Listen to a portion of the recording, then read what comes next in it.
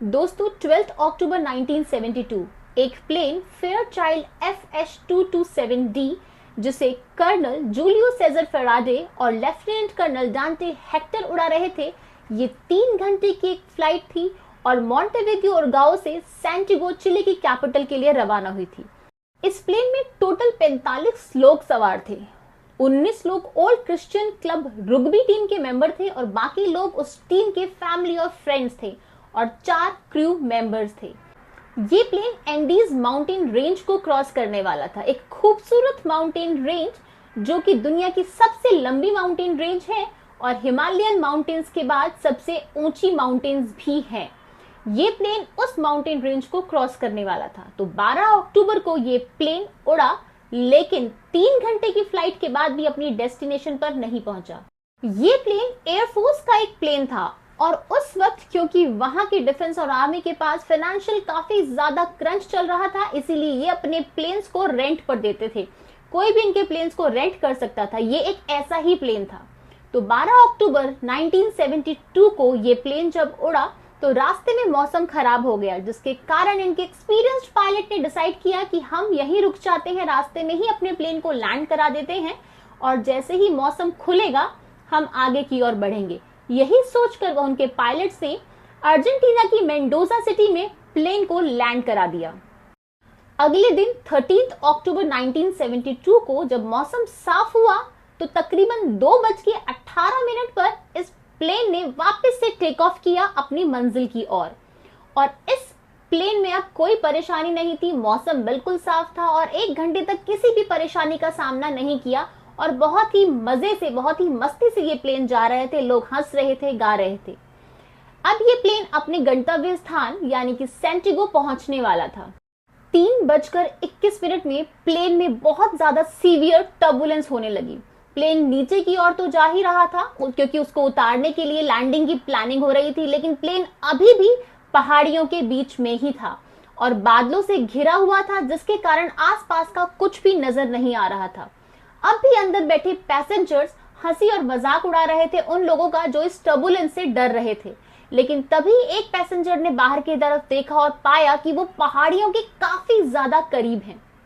जैसे ही ये सारी चीजें होने लगी, अचानक से वार्निंग साइंस प्लेन में आने लगे। प्लेन को संभालने की पायलट्स पूरी की पूरी कोशिश कर रहे थे, लेकिन शायद अब तक बहुत देर हो चुकी थी। जैसे ही थोड़े बादल हटे तो पायलट्स ने पाया कि सामने एक बहुत बड़ी पहाड़ी है जिससे प्लेन टकराने वाला था। पायलट ने पूरी की पूरी ताकत लगा दी प्लेन को अपनी एल्टीट्यूड और ऊंचाई पर लाने के लिए, ताकि उस पहाड़ी को वो पार कर जाएं ऊपर से। इस कोशिश को उन्होंने अच्छी तरीके से निभाया भी, लेकिन प्लेन फिर भी उस पहाड़ी से टकरा गया, जिसके कारण प्लेन का एक विंड वहीं टूटकर गिर गया। प्लेन के टकराने से प्लेन के पीछे का हिस्सा टूट चुका था और 3 पैसेंजर्स प्लेन के बाहर निकल गए थे और हवा में उड़ गए थे। प्लेन अब बहुत ही ज्यादा स्पीड से 350 किलोमीटर पर आवर की स्पीड से उस ग्लेशियर पर प्लेन स्लाइड कर रहा था और अब एक बहुत बड़ा टकराव होता है, जिससे प्लेन पूरी की पूरी तरह से तहस नहस हो जाता है। काफी लोगों को चोटें आती हैं, लेकिन एक चमत्कार ये था कि अभी भी उस प्लेन के 33 लोग जिंदा थे। दोनों पायलट्स ऑन द स्पॉट ही मारे जाते हैं, लेकिन ये चमत्कार ही था कि अभी भी 33 यानी 33 लोग अभी भी जिंदा थे। इतने बड़े डिजास्टर के बाद भी उस प्लेन के 33 लोग अभी भी जिंदा थे। काफी लोग इंजर्ड भी थे, लेकिन सांसें अभी भी उन लोगों की चल रही थी। अब वो एक ऐसी जगह पे थे कि उनको खुद भी नहीं मालूम था कि आखिर हम कहाँ हैं। ना पेड़, ना पौधे, ना कोई इंसानी जात, कुछ भी नहीं था। बस दूर दूर तक थी तो सिर्फ बर्फ और पहाड़ियां। ऐसी जगह पर आकर ये लोग अटक चुके थे। ये प्लेन अपनी जगह जहां इसे पहुंचना था वहां से 80 किलोमीटर दूर आ चुका था। ये एक ऐसी जगह था जहां पे सरवाइव करना बहुत मुश्किल था और शायद एक ऐसी जगह जहां पे रेस्क्यू टीम भी इनको ना ढूंढ पाए। ये एक ऐसी जगह पे आकर फंस चुके थे। अब कहानी शुरू होती है इन लोगों की जिंदगी की लड़ाई की। एक ऐसी लड़ाई जो आप सबके रोंगटे खड़े कर देगी, आपको ये बताएगी कि जिंदगी जीने के लिए, अपने सर्वाइवल के लिए कभी कभी इंसान को कैसी कैसी हदों से गुजरना पड़ता है। ये कहानी एक ऐसी कहानी है जो आपके रोंगटे खड़े कर देगी, ये बताएगी कि सर्वाइवल कैसे किया इन लोगों ने। प्लेन के क्रैश के 1 घंटे के बाद ही अथॉरिटीज इस प्लेन की सर्च ऑपरेशन को शुरू कर देती हैं। 4 हेलीकॉप्टर को भेजा जाता है इनको रेस्क्यू करने के लिए, लेकिन चारों के चारों हेलीकॉप्टर्स इनको ट्रेस नहीं कर पाते। वो हेलीकॉप्टर्स इन्हें ढूंढने की बहुत कोशिश करते हैं, लेकिन रेस्क्यू टीम को कुछ भी नहीं मिलता। वहां ये लोग अपने आप को समेट कर बैठे हैं, ठंड से अपने आप को बचा कर बैठे हैं, सिर्फ इस इंतजार में कि आज की रात किसी तरह से कट जाए और सुबह तो हमें रेस्क्यू कर ही लिया जाएगा और हम अपने घर चले जाएंगे। लेकिन कहानी तो इनकी अभी शुरू होनी थी, एक ऐसी कहानी जो इतिहास में दर्ज होनी थी। तो रेस्क्यू टीम को ये कैसे मिल जाते? उसी रात 13 अक्टूबर की रात को ही 5 पैसेंजर्स जो इन हालातों से लड़ नहीं पाते और इस ठंड से नहीं लड़ पाते, उनकी मौत हो जाती है। और अब केवल 28 पैसेंजर्स बचे हैं जो अपने बचाए जाने की उम्मीद कर रहे हैं अगले दिन। अगला दिन यानी 14 अक्टूबर, उस दिन भी सर्च ऑपरेशन को चलाया गया। हेलीकॉप्टर्स को भेजा गया इन लोगों को ढूंढने के लिए।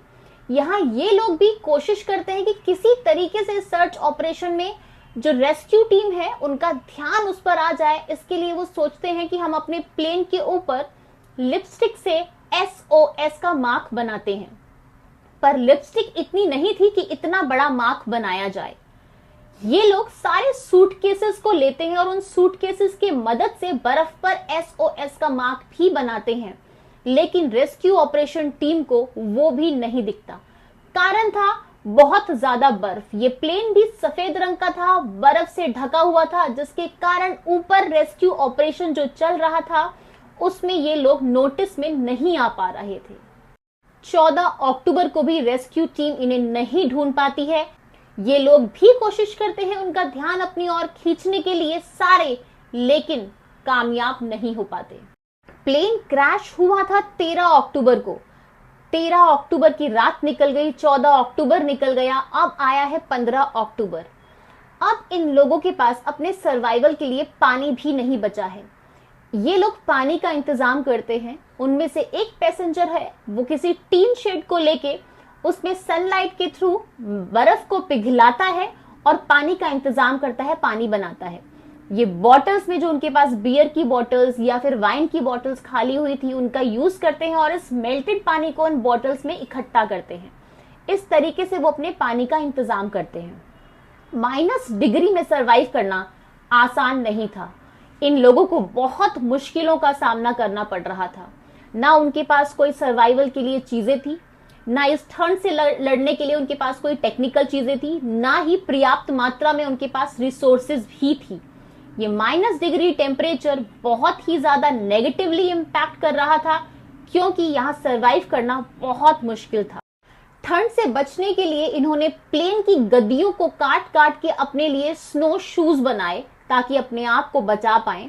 इन्होंने प्लेन की गद्दियों में से रुई निकाल के, कॉटन को निकाल के, फॉर्म को निकाल के अपने लिए कपड़े तैयार किए ताकि उनको पहन सके और उनकी ठंड जो है वो रुक। खाने के नाम पर इन लोगों के पास कुछ चॉकलेट्स, कुछ पीनट, कुछ वाइन बॉटल और 1 या 2 बियर बॉटल्स थी। अब 11 दिनों तक इन्होंने इसी फूड की राशनिंग करी। एक पैसेंजर ने एक पीनट को 3 दिन तक चलाया। एक चॉकलेट का पीस एक पूरे दिन में खा खाकर ये लोग अपना सर्वाइवल कर रहे थे, पर वो भी कब तक चलता। 11 दिनों की ऐसी स्ट्रिक्ट राशनिंग के बाद भी अब ये ऐसे मोड़ पर खड़े थे जब इनके पास खाने के लिए कुछ भी नहीं था और अब ये घड़ी थी डिसाइड करने की आगे क्या किया जाए। कोई ऑप्शन नजर नहीं आ रहा था। सरवाइव करने के लिए इन्हें खाना चाहिए था। अब इन्होंने एक ऐसा कदम उठाया जो आपका भी दिल दहला देगा और उस वक्त इनका भी दिल दहल गया था, पर इन्हें ये करना पड़ा। इन्हीं के फैमिली मेंबर्स, इन्हीं के फ्रेंड्स, इन्हीं के रिलेटिव्स जो उस प्लेन में थे, जो मर चुके थे, जिनकी डेड बॉडीज वहां पड़ी हुई थी, इन्होंने उन्हीं की डेड बॉडीज के मांस को खाने का डिसीजन लिया। और ये एक ऐसा डिसीजन था जो इंसान के लिए लेना कितना मुश्किल है, ये आप इस चीज को सुनकर जान पा रहे हैं। लेकिन ये कैसे हुआ, ना तो ये उस वक्त वो अंदाजा लगा पाए थे और ना आज हम यहां पर बैठकर इस बात का अंदाजा लगा सकते हैं, पर ये डिसीजन उन्होंने लिया। कुछ लोग थे जो इसके लिए तैयार नहीं थे, लेकिन वो लोग भी 2 दिन के बाद इस बात से राजी हो गए और उन्हें भी वही करना पड़ा अपने आप को जिंदा रखने के लिए। दूसरी तरफ 21 अक्टूबर को सारी रेस्क्यू टीम, सारे रेस्क्यू ऑपरेशंस को बंद कर दिया जाता है। 142 आवर्स के सर्च ऑपरेशन के बाद इस सर्च ऑपरेशन को बंद कर दिया जाता है। ये मान लिया जाता है कि वैसे भी कौन बचा होगा अब तक, और वहां लोग उम्मीद लगाए बैठे हैं कि हमें कोई ना कोई तो बचाने जरूर। 11 दिनों के बाद उन पैसेंजर्स में से एक पैसेंजर, एक सर्वाइवर लॉ हार्ले, कुछ चीजों की मदद से वहां पे जो रेडियो था उसको चालू करते, उस रेडियो के सिग्नल्स को लाते हैं। पर ये रेडियो 1 वे कम्युनिकेशन था, यानी आप सिर्फ सुन सकते हो, अपना कोई मैसेज भेज नहीं सकते। उस रेडियो की मदद से इन्हें पता चला कि इनका रेस्क्यू ऑपरेशन जो है वो बंद कर दिया गया है। ये सुनने के बाद सब लोगों का दिल टूट गया, सब लोगों की जो उम्मीद थी वो टूट गई, और अब वो लोग ऐसे दौराहे पर खड़े थे जहां पर उन्हें समझ नहीं आ रहा था कि हम यहां करें तो करें। लेकिन अब उन्हें यह समझ आ गया था कि जिंदा रहना है तो अपने लिए खुद कुछ करना होगा, कोई उन्हें बचाने नहीं आने वाला है। मुश्किलें यही नहीं थी, एक रात बहुत बड़ा एवलांचो आया जिसके कारण पूरा का पूरा प्लेन बर्फ से भर गया और प्लेन बर्फ के नीचे दब गया। इस रात को 8 लोगों ने अपना दम तोड़ दिया। अब 45 लोगों का वो प्लेन जिसमें 45 लोग उस वक्त सवार थे, उस प्लेन के केवल 19 लोग ही जिंदा थे। उस प्लेन के अंदर इतनी बर्फ भर गई थी कि निकलने का तो सवाल ही पैदा नहीं होता। एक पैसेंजर ने किसी चीज की मदद से थोड़ा सा सुराग बनाया ताकि वेंटिलेशन उन्हें मिल पाए। अब 2 दिनों के बाद उन्होंने एक सुरंग बना ली थी जिसके कारण उन्हें खिड़की तक वो एक पहुंच गए थे, और अब वो बाहर निकले। जैसे ही वो बाहर निकले उन्होंने देखा कि बर्फीला तूफान आ रहा है, और वो वापस से अपनी जगह पर आ गए कि इसी में समझदारी है। 3 दिनों के बाद, 3 दिन उसी जगह में वहीं रहने के बाद जब वो लोग वापस बाहर निकले तो उन्होंने देखा कि अब मौसम खुल चुका है। उसके बाद वो लोग उस जगह से वापस बाहर। ये लोग जानते थे कि अब अपनी मदद खुद ही करनी है, तो इन लोगों ने सारे सर्वाइवर्स में से जो सबसे स्ट्रॉन्ग 3 सर्वाइवर्स थे उनको थोड़ा एक्स्ट्रा खाना और थोड़े एक्स्ट्रा कपड़े देकर ये डिसाइड किया कि ये लोग जाएंगे और ढूंढ कर आएंगे कोई रास्ता जिससे ये सारे लोग वापस घर जा पाएं। इन्हें खुद भी नहीं पता था कि ये कैसे ये करने वाले हैं, पर यहां से निकलना तो जरूरी था क्योंकि यहां तो कोई भी उन्हें बचाने नहीं आने वाला था। यही डिसाइड उन्होंने किया। उन्हें याद था कि मरते हुए जो उनका पायलट था उसने थोड़ा बहुत बताया था कि हम कहाँ हैं, लेकिन वो जो पायलट था उसको भी पूरा अंदाजा नहीं था। फिर भी इन लोगों ने अंधेरे में तीर मारना यहां बैठे रहने से ज्यादा जरूरी समझा।